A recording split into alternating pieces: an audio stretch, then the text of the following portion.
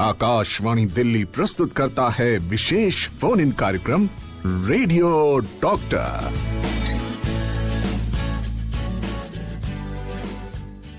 नमस्कार, स्वागत है। आज के अंक में आप हैं शालिनी मित्तल के साथ और कार्यक्रम चल रहा है रेडियो डॉक्टर। इस कार्यक्रम को प्रतिदिन आप सुनते हैं एफएम रेनबो 102.6 पर, साथ ही साथ आप इसे सुनते हैं प्रसार भारती के ऐप न्यूज ऑन AIR पर और जुड़ते हैं प्रतिदिन अपनी समस्याओं के साथ।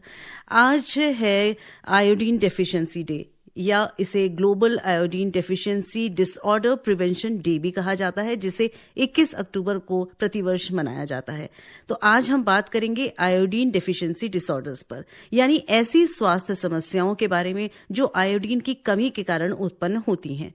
इन रोगों का मुख्य कारण यही होता है कि शरीर में आयोडीन की मात्रा पर्याप्त नहीं होती है। ये जानेंगे कि आयोडीन की आवश्यकता क्यों है और इसकी कमी से कौन कौन से डिसऑर्डर्स हो सकते हैं आज के रेडियो डॉक्टर में। और मुलाकात कराएंगे आपसे आज के रेडियो डॉक्टर से, जो कि हैं doctor Sanjay Kumar, professor and head department of emergency medicine, lady Hardinge medical college and hospital, New Delhi.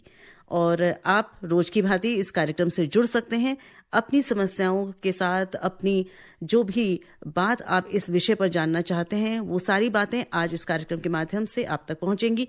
तरीका वही है, फोन लाइंस खुल चुकी हैं, फोन लाइंस पे जुड़िए। हमारी फोन लाइंस हैं 23421080, 23421082।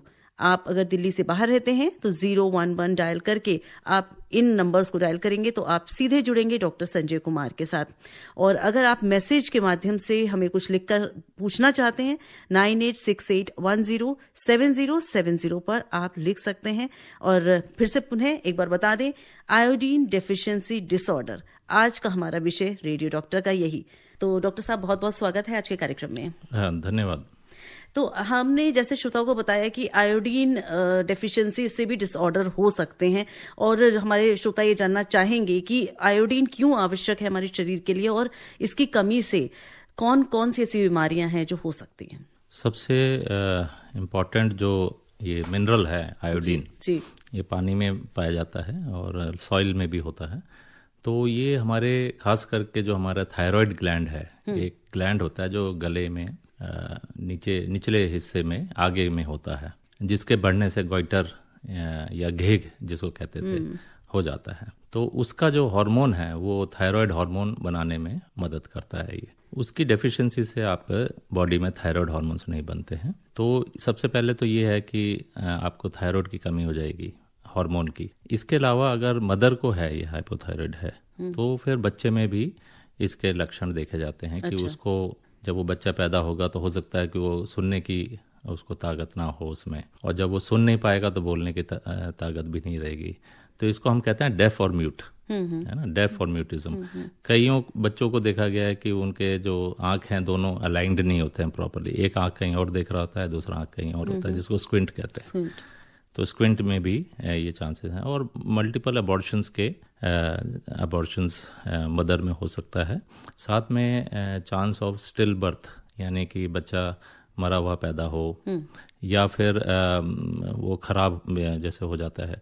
तो इस तरह से जो कई सारी बीमारियां हैं ये आपके शरीर में हो सकती हैं। और जो बच्चा पैदा होगा अगर उसको आयोडीन की कमी है तो फिर उसमें भी जैसे मेंटल रिटार्डेशन की प्रॉब्लम हो सकता है, दिमाग से वो ठीक नहीं होगा। जो सामान्य जो उस एज के जो बच्चे होते हैं उसका जो दिमाग होगा थोड़ा कमज़ोर होगा। और साथ में बोन ग्रोथ में भी प्रॉब्लम आएगी, वो जो हड्डियां हैं उनकी। तो फिर उसका जो हाइट उसको अचीव करनी चाहिए वो अचीव नहीं कर पाएगा वो हाइट जी। इसके साथ साथ हेयर लॉस भी हो सकता है बच्चे को। स्किन भी जो होता है वो काफ़ी थिकेंड हो जाती है। जो टंग है जो वो काफ़ी बड़ी हो जाती है। तो ये सारे फीचर्स जो होते हैं जिसको हम क्रेटिनिज्म कहते हैं, जो बच्चों में देखा जाता है आयोडीन की कमी से। तो बहुत सारे आपने बताया कि इससे दोष हो सकते हैं कि अगर आयोडीन की कमी हो, और हम उतना ध्यान नहीं देते हैं, और खासतौर पर खान पान का इसमें महत्व बहुत बढ़ जाता है डॉक्टर साहब। हाँ जी, बिल्कुल। सबसे ज़्यादा जो इम्पोर्टेंट चीज़ है, क्योंकि कई जो क्षेत्र हैं हमारे इंडिया में वो काफ़ी आयोडीन की कमी होती है उसमें। और आजकल जो इंडिया का जो ये प्रिवेंशन प्रोग्राम है जिसके तहत सॉल्ट को हम वो करते हैं, आयोडाइज्ड करते हैं, जिसके तहत ये काफ़ी बीमारियां कम हो गई हैं। बट अभी भी कई डिस्ट्रिक्ट्स में ये बीमारी आयोडीन डेफिशिएंसी अभी भी काफी प्रेवलेंट है जी। तो आप समझ गए कि आज हम जिस विषय पर बातचीत करना चाहते हैं वो है आयोडीन डेफिशिएंसी डिसऑर्डर्स। और डॉक्टर साहब ने अभी बताया कि इससे रिलेटेड बहुत सारे डिसऑर्डर्स हैं। तो आपके मन में भी कोई सवाल हो, कोई संशय हो तो आप हमसे पूछिए। फोन नंबर्स मैंने बताए हैं, थोड़ी देर में दोबारा से बता दूंगी। एक श्रोता हमारे साथ जुड़ गए हैं फोन लाइन पर। Hello hello. हाँ जी, नमस्कार जी नमस्कार। नमस्कार जी, आपको भी। जी नमस्कार। हाँ जी, मैं मिसेस बेदी बोल रही हूँ पंचकुला से। जी मिसेस बेदी बताएं, हाँ, प्रश्न करें, डॉक्टर साहब ऐसा सुन है रहे हैं। डॉक्टर साहब, लोगों को बहुत वहम सा है कि हमें सेंधा नमक खाना चाहिए। वो लोगों को, असल में मैं एक योगा क्लास की हेड हूँ, तो मैं अपने स्टूडेंट्स को समझाती रहती हूँ कि आप ये मत खाइए सेंधा नमक लगातार, ऐसे कि इससे बड़े डिसऑर्डर होते हैं, उसमें आयोडीन तो होती ही नहीं। तो दूसरा ये है कि क्या जिसको थायराइड की प्रॉब्लम है उनको बच्चा पैदा करना चाहिए कि नहीं? धन्यवाद। ये देखिए, जो सेंधा नमक होता है, आप बिल्कुल सही कह रहे हैं कि हमें आयोडाइज्ड सॉल्ट ही खाना चाहिए। और खुले सॉल्ट जो होते हैं, जो बिकते हैं या जो बोरियों में बिकते हैं, अगर उसमें आयोडाइज्ड नहीं है या होम प्रिपेयर्ड सॉल्ट्स कुछ लोग बेचते हैं, तो इस तरह के सॉल्ट्स हमें नहीं खाना चाहिए। जो भी जैसे जो पैकेट वाले सॉल्ट हैं जिस पे आयोडाइज्ड लिखा हुआ है और उस पे मतलब जो क्वालिटी वाले, इनफैक्ट जो आपके राशन में भी मिलते हैं, जो पीडीएस के थ्रू मिलते हैं सॉल्ट, वो भी आयोडाइज्ड होते हैं। तो गवर्नमेंट के जितने भी सॉल्ट आजकल मार्केट में है, सब को ये बोला गया है कि आयोडाइज्ड होनी चाहिए। लेकिन हाँ, जैसे आपने बताया कि रॉक सॉल्ट या सेंधा नमक जो है वो, उसको हमें सेवन नहीं करना चाहिए ज़्यादा समय के लिए। और जो बीमारियां जो मदर को अगर हैं और वो आयोडीन पूरी मात्रा में अगर ले रही हैं और थायराइड हार्मोन नॉर्मल है उनका, तो फिर वो बच्चे कर सकती हैं पैदा। इसमें कोई बच्चे में कोई दिक्कत नहीं आएंगी, प्रोवाइडेड कि आपका जो थायराइड हार्मोन के जो लेवल है वो नॉर्मल हो और आप पूरी आयोडीन की मात्रा ले रहे हों। और डॉक्टर से आप 9 महीने जो बच्चा रहता है पेट में, उसमें बीच बीच में आप डॉक्टर से मिलते रहेंगे, तो थायराइड वो आपका चेक करके नॉर्मल करके आप नॉर्मल बच्चा पैदा कर सकते हैं। तो थायराइड की कमी पूरा करने के लिए क्या कोई मेडिसिन होती है डॉक्टर साहब? हाँ जी, इसके थायराइड हार्मोन्स की टैबलेट्स आती हैं जो कि 25 माइक्रोग्राम से लेके 200 माइक्रोग्राम तक। तो उसका अब करीबन 1.6 माइक्रोग्राम पर केजी बॉडी वेट के हिसाब से हम देते हैं। और जो प्रेग्नेंट फीमेल होती हैं वैसे भी उसमें थायराइड की प्रॉब्लम वैसे भी आ जाती है, तो उसमें भी हम लोग सप्लीमेंट देते हैं। तो उसमें हम थायराइड की जो जांच होती है, ब्लड टेस्ट के थ्रू हमें पता चलता है कि वो हाइपोथायराइड है या हाइपरथायराइड है, तो वो हम जांच करके प्रेगनेंसी के फर्स्ट ट्राइमेस्टर में ही जांच होनी चाहिए, क्योंकि जो ऑर्गन डेवलपमेंट होता है, ब्रेन डेवलपमेंट होता है, वो फर्स्ट 3 महीने में ही होता है। और बोन डेवलपमेंट चलता रहता है, तो बोन के लिए भी जरूरत होता है, जैसे मैंने बताया। तो ये जो थायराइड का जो टेस्ट होता है, उसी टेस्ट से ही पता लगता है कि आयोडीन की कमी है। एग्जैक्टली। और आजकल तो बच्चे में भी, जैसे बच्चा पैदा होता है तो उसमें भी हम लोग जांच करते हैं कि बच्चे को तो कहीं क्रेटिनिज्म डेवलप होने के चांसेस तो नहीं है, तो वो भी जो पीडियाट्रिशियन होते हैं वो जांच करते हैं। तो ये हर बच्चे का जब जन्म होता है तो सर मैंडेटरी टेस्ट में आते हैं? जी, ये होना चाहिए। अच्छा, होना चाहिए। चलिए, एक और श्रोता वेट कर रहे हैं फोन लाइन पर। हेलो। हाँ, नमस्कार मैडम, डॉक्टर साहब को भी नमस्कार। जी नमस्कार, अपना नाम बताइए, कहाँ से बोल रहे हैं? हाँ, मेरा नाम सर राजेंद्र है। सर ये हमारी सिस्टर इन लॉ है, इनका जो एक बार यूट्रस रिमूव हुआ था तब से काफी मोटापा बढ़ गया है जो कि कंट्रोल नहीं हो रहा, तो क्या करना चाहिए? हाँ, देखिए, यूट्रस निकालने और वजन बढ़ने में कोई ज़्यादा वो नहीं है। आप अगर खान पान पे ध्यान रखेंगे, चीनी कम खाएंगे, ऑयल फैट वाली चीज़ें कम खाएंगे और व्यायाम करेंगे, और जैसे कार्बोहाइड्रेट भी आपको थोड़ा सा कम लेना पड़ेगा, खास करके जो रोटी चावल होता है उसमें भी आप कटौती करेंगे, चीनी में कटौती करेंगे और फैट में कटौती करेंगे, और नियमित रूप से आप व्यायाम करेंगे, एक्सरसाइज करेंगे जिसमें आपका सांस फूलता है, यानी कि आप ब्रिस्क वॉकिंग कर सकते हैं, तेज़ी से चल सकते हैं, या जॉगिंग भी कर सकते हैं। जो भी आप कर सकते हैं उसको आप कीजिए। 1 घंटा, आधा घंटा मिनिमम आप डेली करिए, तो आपका वजन कंट्रोल हो सकता है और कम भी हो जाएगा। डॉक्टर साहब, कई बार ऐसा भी होता है, जैसा आपने बताया थायराइड बढ़ गया, हाइपोथायराइडिज्म होता है, उसमें भी सिम्टम्स, मैं सिम्टम्स जानना चाह रही थी एक्चुअली, तो वो सब सिम्टम्स में कवर हो जाएगा? क्या सिम्टम्स होते हैं इसके? थायराइड के जो कमी होती है, हाइपोथायराइड जो कहते हैं, उसमें सबसे मेन सिम्टम ये होता है कि आपको ठंड ज़्यादा लगती है। अच्छा। और मेंटल स्लोनेस हो जाता है, जो सोचने की शक्ति होती है, और धीरे धीरे आदमी बोलता है। वॉइस की जो आवाज़ है वो भी थोड़ी होर्स हो जाती है, मोटी हो जाती है। वेट भी बढ़ता है। स्किन में थोड़ा सा आपको ऐसा लगेगा ड्राइनेस फील हो रहा है। हेयर फॉल के भी इसमें चांसेस होते हैं, स्पेशली आपके जो आईज के ऊपर जो आईब्रोज हैं, ये लैटरल एस्पेक्ट जो बाहरी हिस्सा है उसमें भी लॉस हो जाता है। जो फेस है वो थोड़ा सा मोटा लगेगा आपको, राउंड सा लगेगा, इस तरह से भी हो सकता है। और पाँव में सूजन आ सकती है थोड़ी बहुत, और वेट बढ़ना, ये सब। और फिर मेंस्ट्रुअल जो फीमेल हैं उनमें मेंस्ट्रुअल प्रॉब्लम, ज़्यादा ब्लीडिंग के चांसेस, ये सारे सिम्टम्स जो हाइपोथायराइड के सिम्टम्स होते हैं।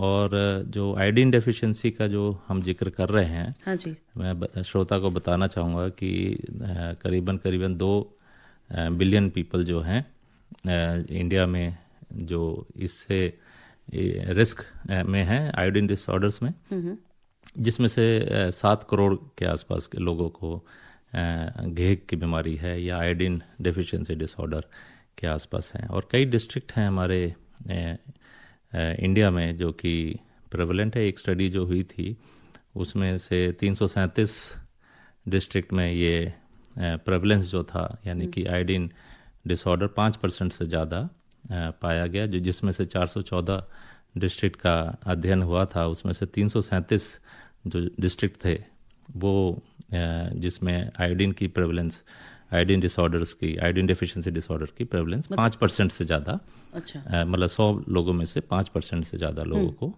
तो ये एंडेमिक रीजन्स में आ जाता है। तो ये काफ़ी बड़ी प्रॉब्लम है। आप सोच सकते हैं कि 7 करोड़ के आसपास लोग जो हैं जो इसमें अभी अफेक्टेड हैं at any point of time. और आप कहेंगे कि 3.5 करोड़ लोग अभी भी हैं जिनको आयोडाइज्ड सॉल्ट की पूरी मात्रा जो चाहिए वो नहीं मिल पा रही है। तो अगर देखा जाए इसमें यूपी सबसे ज़्यादा टॉप पे है, गुजरात है, तमिलनाडु है, जम्मू कश्मीर, महाराष्ट्र, ये सब डाटा जो हमने लिया है, जो इंडिया गवर्नमेंट साइड से लिया है। तो ये आप देखेंगे कि लेकिन 84 से जो सॉल्ट आयोडाइजेशन सॉल्ट का जो गवर्नमेंट की जो नीति है, जिसके तहत काफ़ी सुधार हुआ है। और 2018 में जो हमारा जो टारगेट है कि 90% पॉपुलेशन जो है इंडिया की, उनको मतलब ये पूरा आयोडाइज सॉल्ट पहुंचना चाहिए 90%। अभी जब तक कि हमने 77.5% 2018 तक हमने इसको पार कर अचीव किया है। तो खैर अचीव तो अच्छी चीज और धीरे धीरे ही होती है, पर हमारी कोशिश भी इस माध्यम से यही है कि रेडियो डॉक्टर के इस कार्यक्रम के माध्यम से भी हमें ये अवेयरनेस क्रिएट करें कि आयोडीन डेफिशिएंसी क्यों बहुत हमारे शरीर को नुकसान पहुंचाती है, और अगर सही मात्रा में आयोडीन ना ली जाए तो कितनी समस्याएं आ सकती हैं। और बहुत सारे श्रोता हमें मैसेज करके ये भी पूछना चाह रहे हैं डॉक्टर साहब कि आयोडीन का आपने बताया कि बहुत जरूरी है, पर हम कैसे लें और कितनी लें, ये जानकारी भी वो चाह रहे हैं। तो ये अरमान मिश्रा जी ने हमें लिखा है, शिवा प्रशांत गुड़गांव से, कि रोज कितना आयोडीन लेना चाहिए और नहीं ले अगर उतनी मात्रा तो क्या क्या नुकसान होता है।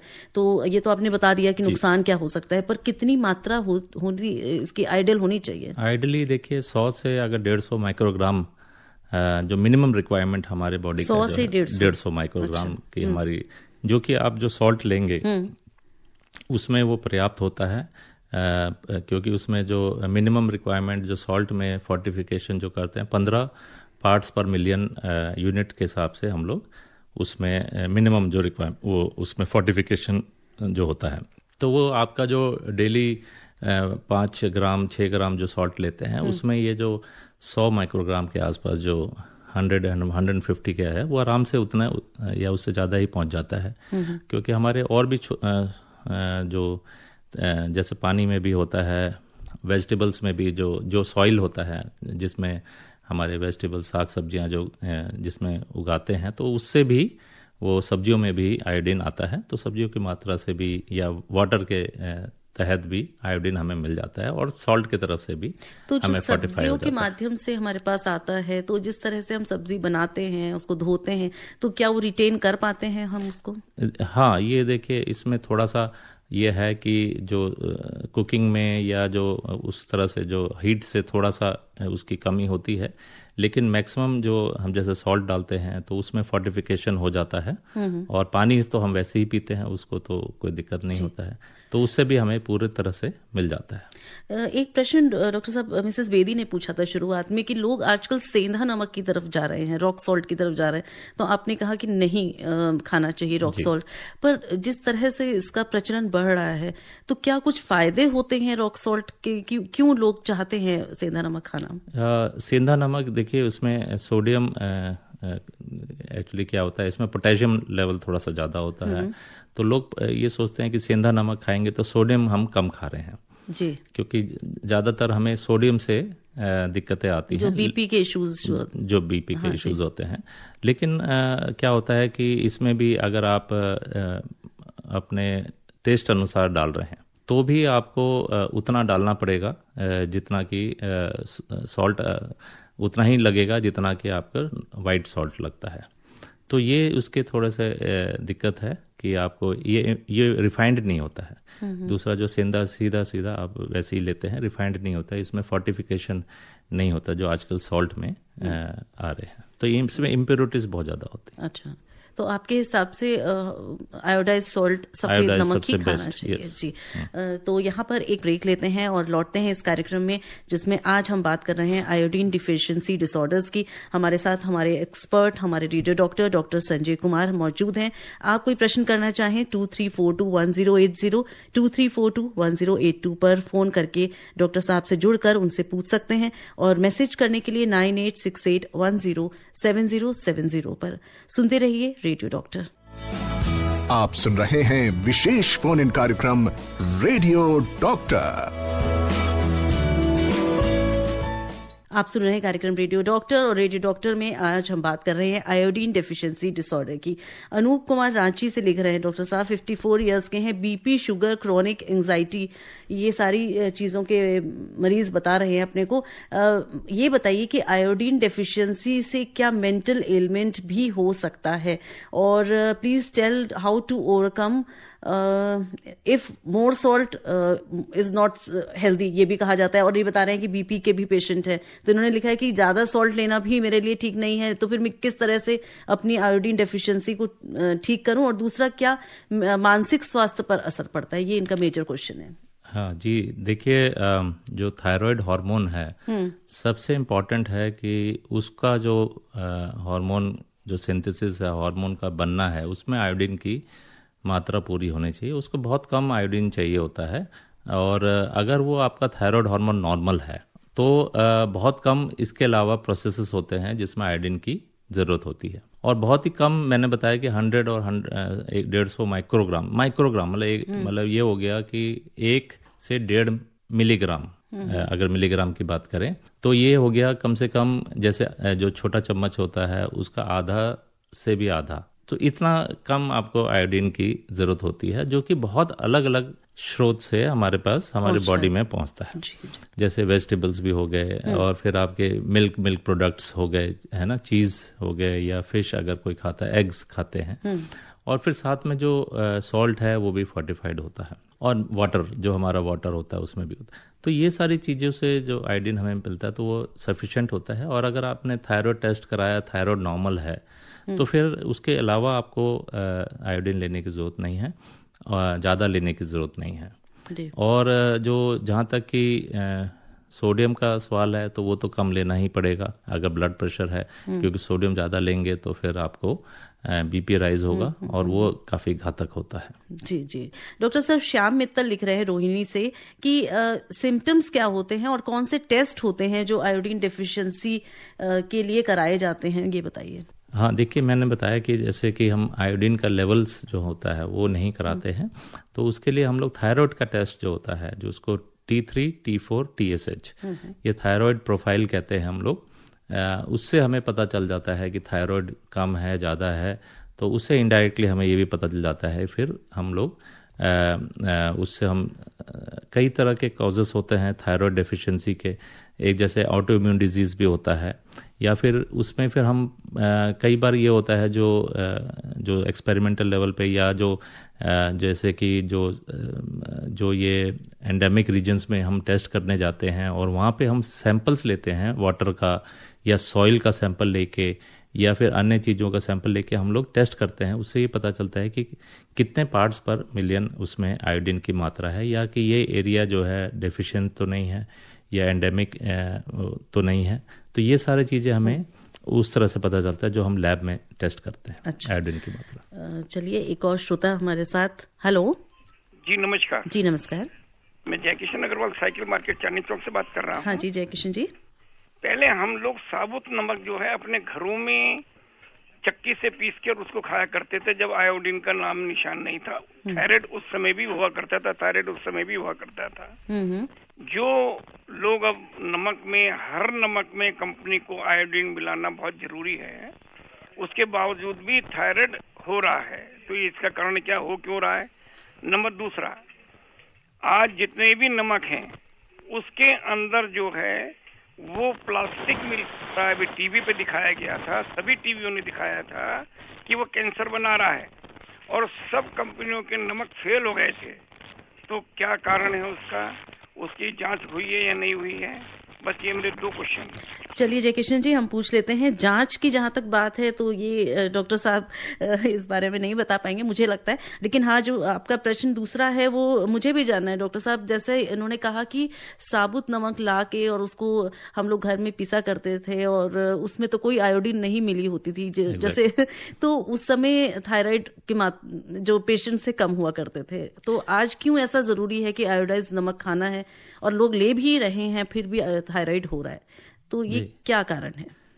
देखिए पहले क्या था कि जो आयोडीन की मात्रा जो हमें सॉल्ट में फोर्टिफिकेशन नहीं होता था, और ये कई ज़्यादा प्रेवलेंट था, ये जो गोइटर होता था या फिर इनफर्टिलिटी या जो चाइल्ड मोर्टेलिटी, इन्फेंट मोर्टेलिटी बहुत ज़्यादा होता था। लेकिन ये स्टडीज़ में पाया गया कि इसका कारण जो था वो आयोडीन की कमी थी। तब हम धीरे धीरे इसमें हम लोग जो साइंस जो कम्युनिटी है उन्होंने पाया कि इतने सारे लोगों को गोइटर या अन्य बीमारियां जो हैं आयोडीन की कमी से हो रही हैं। तो फिर इसमें फोर्टिफिकेशन का इसमें 84 के ऑनवर्ड्स जो हमने डिसीजन लिया, तो फिर उसमें ये किया गया कि बेस्ट तरीका ये है, क्योंकि इंडिया जैसे कंट्री में जहाँ पे वाटर में जो है वो आपका जो नीचे का पानी पीते हैं जो सॉइल का होता है, तो उसमें भी ग्राउंड वाटर में भी आयोडीन की कमी हो सकती है, कई जगह पे मिला है।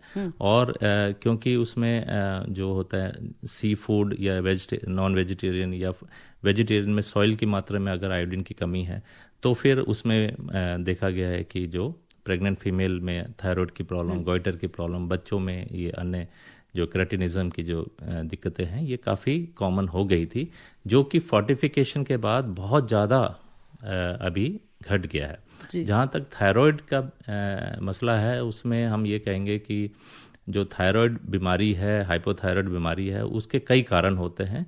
एक है आयोडीन डेफिशिएंसी, दूसरा कारण है ऑटो इम्यून डिजीज़। तो ऑटो इम्यून डिजीज़ भी काफ़ी प्रेवलेंट है, फीमेल्स में ज़्यादा होता है, जिसमें जो एंटीबॉडीज़ होती हैं वो आपके थायराइड ग्लैंड को ही डिस्ट्रॉय करने लग जाती हैं। उसके वजह से भी ये हो जाता है कि थायराइड आपका कम बनने लग जाता है। तो उसके कारण बहुत सारे हैं हाइपोथायराइड के, आयोडीन डेफिशिएंसी एक कारण है, एक ही कारण है।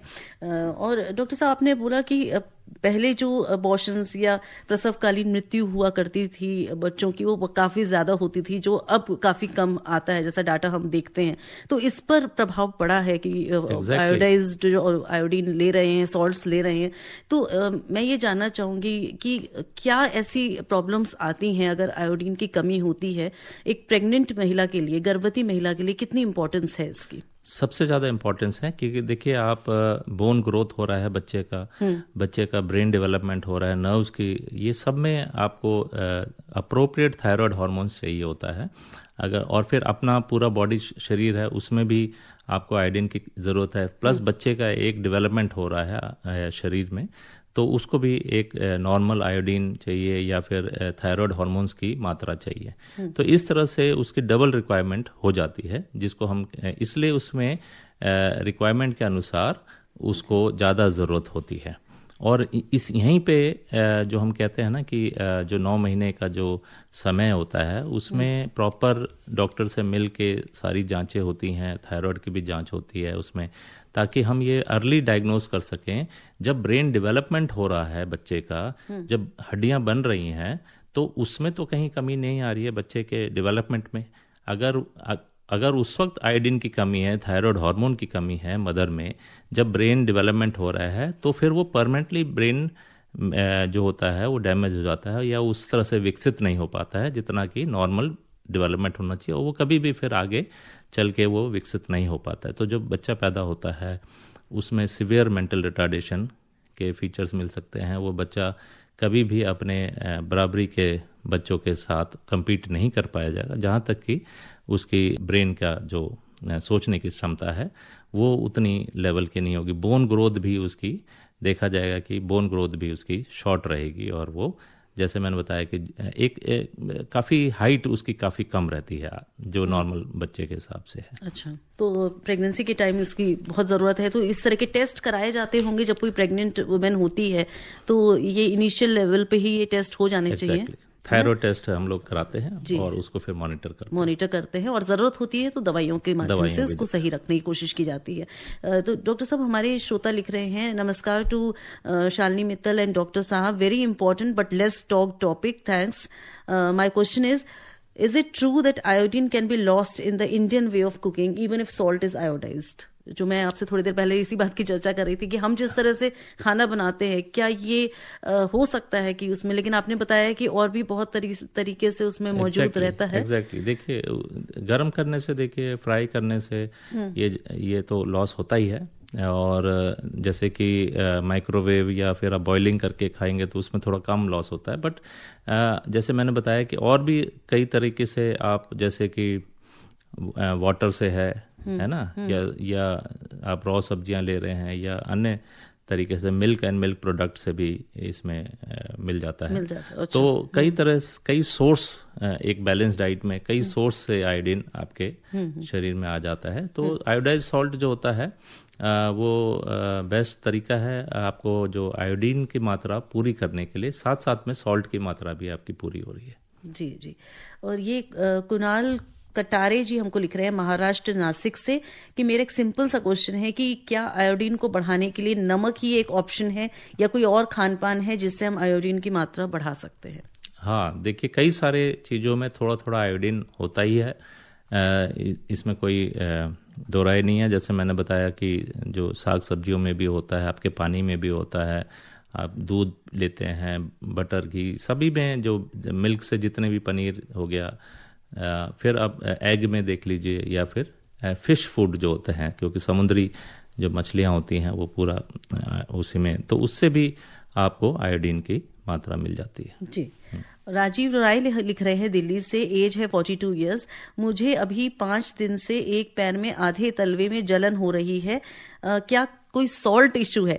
इनकी ये समस्या है, तो मुझे लगता है इन्होंने इसको भी जोड़ लिया है साथ में।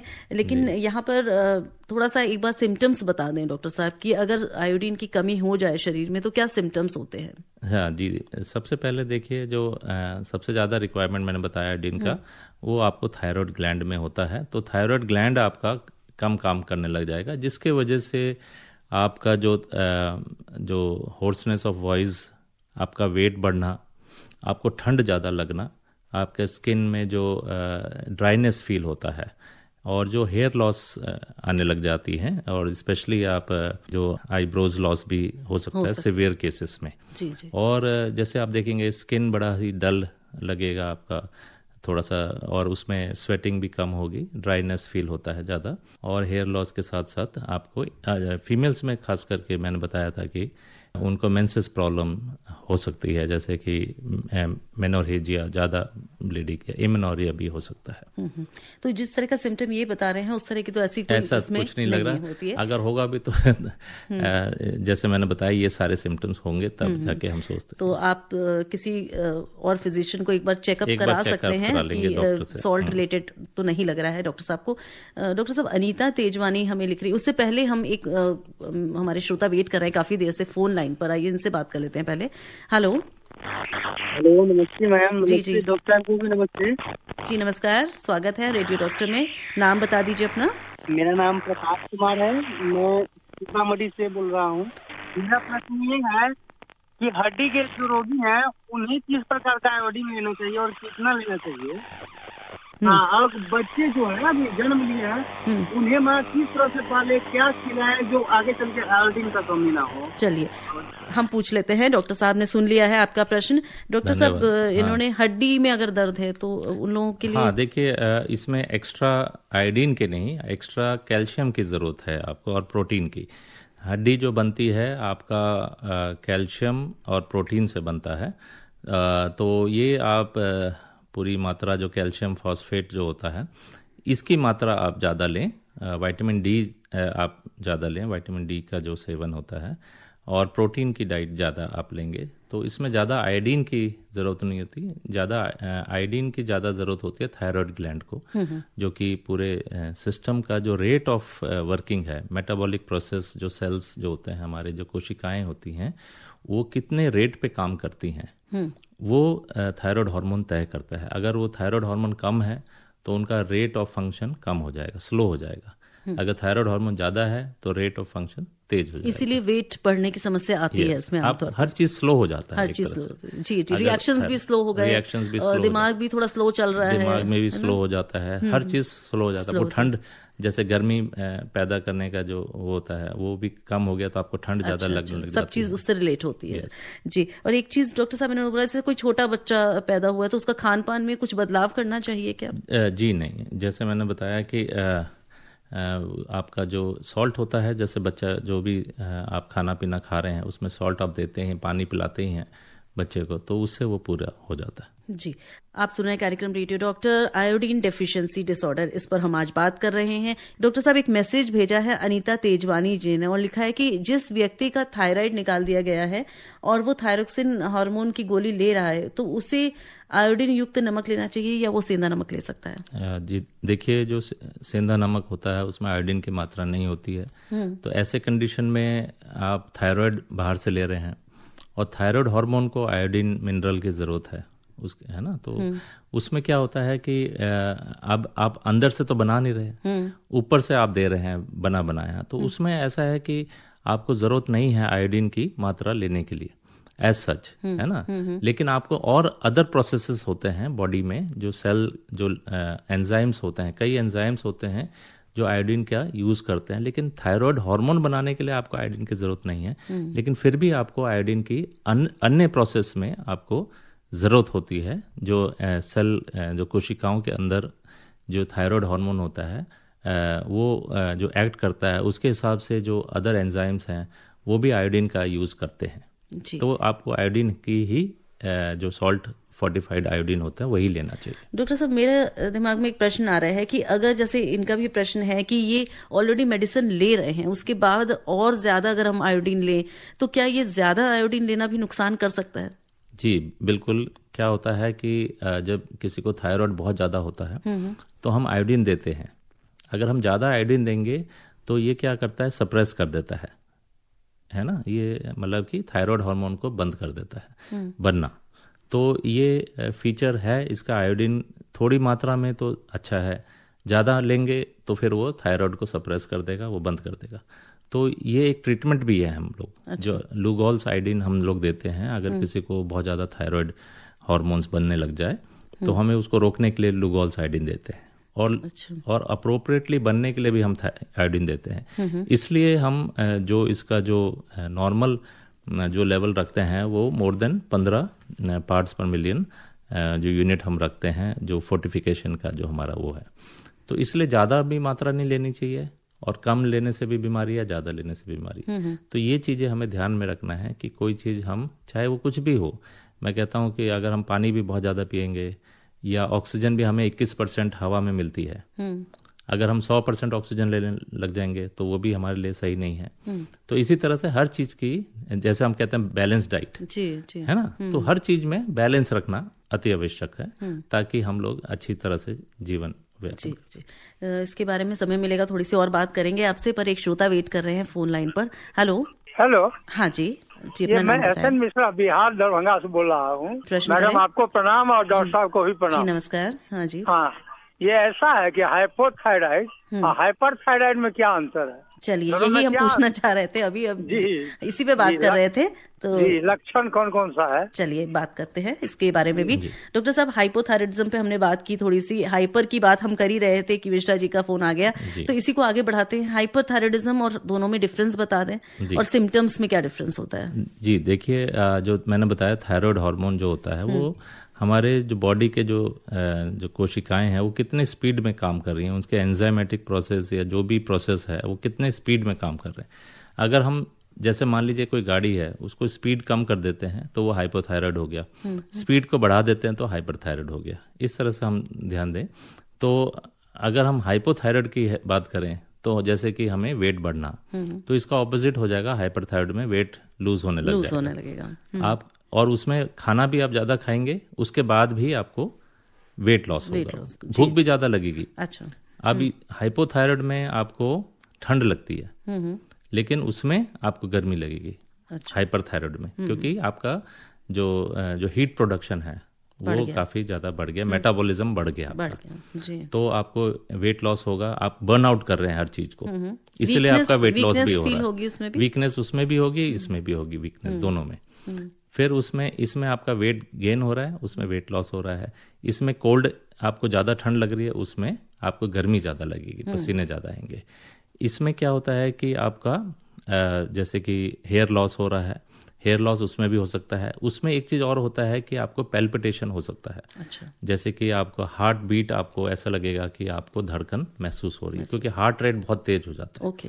इसमें क्या होता है, हार्ट रेट कम हो जाता है, इसमें स्लो हो गया, उसमें हार्ट रेट बहुत ज़्यादा, और कई बार कुछ एरिथमियाज भी होते हैं जो हार्ट बिल्कुल अनकंट्रोल्डली बहुत तेज होने लग जाता है। तो ये सारे सिम्टम्स है। फिर इसमें होर्सनेस ऑफ वॉइस हो जाता है, जो जहाँ से वॉइस बनता है वहाँ पे भी इडीमा आ गया। तो इसमें क्या होता है, हाइपो में इडीमा, होर्सनेस ऑफ वॉइस हो जाता है। हम फोन पे भी कई बार लोगों को डायग्नोज कर लेते हैं। इसमें क्या होता है कि ड्राइनेस ऑफ हैंड होता है हाइपो में। वहाँ पे क्या होगा, आपको ज़्यादा स्वेटिंग हो रहा है। अच्छा। तो आपका जो स्किन होगा बहुत मॉइस्ट होगा। आपको ट्रेमर्स हो सकते हैं हाथ में ना, थोड़ा सा फाइन ट्रेमर्स आपको महसूस होगा कि हल्का सा मुझे कपकपी, हाथों में कपकपी हो रहा है। तो ये सारे सिम्टम्स हाइपर थायराइडिज्म और इधर हाइपोथायराइडिज्म के होते हैं। तो काफी विस्तार से आपने बताया मिश्रा जी, जरूर आपको जवाब मिल गया।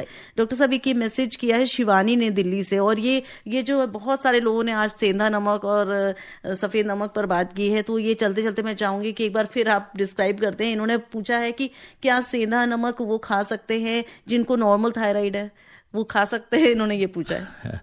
जी देखिए, अगर आपको और तरह से आपको आयोडीन मिल रहा है और आपका थायराइड हार्मोन नॉर्मल है तो आप सेंधा नमक खा सकते हैं। इसमें कोई, उसके कई फायदे भी हैं, ऐसा नहीं है, क्योंकि मैं ये नहीं कहूँगा कि सिर्फ सफ़ेद नमक के ही फायदे हैं, सेंधा नमक के अलग फायदे हैं। तो अगर आपका थायराइड हार्मोन नॉर्मल है तो आप सेंधा नमक का सेवन कर सकते हैं, इसमें कोई दिक्कत नहीं है। जी। तो ये जो कंफ्यूजन होता है थायराइड में एक और चीज़ होती है कि मेडिसिन लेनी पड़ती है, जिनको कि आपने बताया हाइपो है या हाइपर है तो उनके लिए मेडिसिन आती हैं। तो ये मेडिसिन के बारे में थोड़ा सा बताइए, इसके बारे में भी बहुत सारे लोग कंफ्यूज रहते हैं, कभी छूट गई क्योंकि रेगुलर बेसिस पे ली जाती है। जी, इसमें क्या होता है कि इसका जो बॉडी में हाफ लाइफ होता है वो 7 दिन के लिए रहता है। अच्छा। तो 1-2 दिन अगर छूट भी गई तो उसमें कोई ज़्यादा फर्क पड़ता नहीं है, आप तीसरे दिन ले लीजिए, स्टार्ट कर दीजिए। और इसमें यह है कि खाली पेट लेना होता है, इसमें फूड के साथ नहीं लेना। सुबह मॉर्निंग में उठते ही आपने पानी, रात को ही रख लिया पानी, है ना, ताकि आपको याद भी रहेगा। सुबह उठते ही मुंह तो ड्राई होता ही है पानी पीते ही आदमी, उसी वक्त आपने ये गोली ले लेना है। और ये हर 3 महीने पे, अगर आपका कंट्रोल में नहीं है थायराइड तो हर 3 महीने पे एक जांच करा के आप डॉक्टर को मिलिए। अगर आपका कंट्रोल है तो हर 6 महीने पे आप ये जांच करा सकते हैं। जी, तो अगर किसी को थायराइड की प्रॉब्लम आ गई है एक बार, तो आगे उसको कंटिन्यूअस बेसिस पे चेकअप कराते रहना पड़ेगा। चेकअप कराते रहना है और लाइफ लॉन्ग चलता है इसका ट्रीटमेंट। और जैसे आपने बताया डॉक्टर साहब, जैसे खाली पेट लेनी है, कभी कोई बाहर चला गया या छूट गई दवाई उसके घर पे, तो मैंने ऐसे सुना है कि उन्होंने बोला मैंने कल नहीं ली तो इसलिए आज मैं 2 ले रही हूँ, तो ये सही है कि नहीं? नहीं, 2 नहीं लेनी है, एक ही लेनी है। वो 2 ठीक नहीं रहेगा आप, क्योंकि रिसेप्टर्स होते हैं बॉडी में, वो ज़्यादा उनको मिल जाएगा तो आपको फिर एरिथमियाज या और कोई प्रॉब्लम्स आ सकती हैं। तो एक ही लेना है, क्योंकि मैंने बताया कि 7 दिन का इसका हाफ लाइफ रहता है। जी। तो उसको एक ही दवा लेना है। जी, तो आज हमने बात की आयोडीन डेफिशिएंसी डिसऑर्डर की। तो चलते चलते डॉक्टर साहब, प्रिवेंशन पर एक छोटी सी आपकी टिप हो जाए कि आयोडीन डेफिशिएंसी ना हो हमारी बॉडी में। वैसे आपने पूरे कार्यक्रम के दौरान बहुत कुछ बता दिया है, हमें लगता है श्रोताओं तक बात आपकी पहुंच गई है, लेकिन चलते चलते हमारे कुछ श्रोता जो देर से जुड़े हों, ये आयोडीन डेफिशिएंसी बॉडी में ना हो तो क्या खास बातों का ध्यान रखा जाए? सबसे इम्पोर्टेंट चीज़ है कि ये जो सिम्टम्स हैं इसके बारे में जागरूक रहें। अपने आसपास के जो सभी लोगों को जागरूक करें कि आयोडीन डेफिशिएंसी डिसऑर्डर से क्या हो सकता है, क्या नहीं हो सकता है। थायराइड अगर आपको लगता है इसमें ये कोई भी सिम्टम्स आपको है तो थायराइड की जांच करा लें। आयोडीन की जो आयोडाइज्ड सॉल्ट होता है, जो भी पैकेट में आप पढ़ सकते हैं उसमें आयोडाइज्ड लिखा होगा सॉल्ट में, तो वही सॉल्ट का सेवन करें। और ज़्यादा लेने की ज़रूरत नहीं है, क्योंकि उसमें पर्याप्त मात्रा में सॉल्ट होता है। जितना आपको टेस्ट के अनुसार सॉल्ट डालना है उतना ही लीजिए, उससे ज़्यादा नहीं लेना है। बिल्कुल। तो बहुत सारी काम की बातें आज हमें इस कार्यक्रम के माध्यम से पता चली, और ज़रूर हमें पूरी उम्मीद है कि आज जो आपने इस कार्यक्रम में सुना और समझा उसको आप अपनी ज़िंदगी में अमल में ज़रूर लाएंगे। तो आज हमारे साथ रेडियो डॉक्टर में रहे doctor Sanjay Kumar, professor and head department of emergency medicine, lady Hardinge medical college, New Delhi से। मैं हूँ शालिनी मित्तल, और आज अब इस कार्यक्रम को समाप्त करने की आपसे इजाज़त चाहते हैं हम दोनों। डॉक्टर साहब, बहुत बहुत धन्यवाद यहाँ समय लेकर आने के लिए। सभी का धन्यवाद, श्रोताओं का भी धन्यवाद। अभी आप आकाशवाणी दिल्ली से विशेष फोन इन कार्यक्रम रेडियो डॉक्टर सुन रहे थे। कार्यक्रम की प्रस्तुतकर्ता थी शालिनी मित्तल।